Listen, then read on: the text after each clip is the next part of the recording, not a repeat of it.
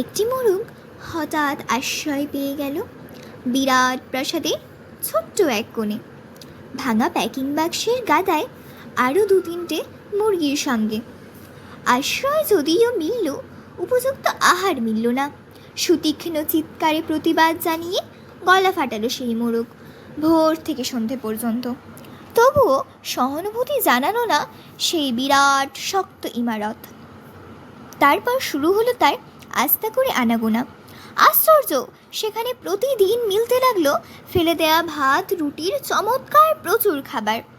তারপর এক সময় আস্তা করে এলো অংশীদার, ময়লা ছেঁড়া ন্যাকড়া পড়া দু তিনটে মানুষ।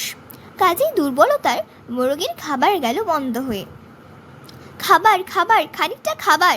অসহায় মোরগ বারবার চেষ্টা করলো প্রাসাদে ঢুকতে, প্রত্যেকবারই তাড়া খেলো প্রচণ্ড।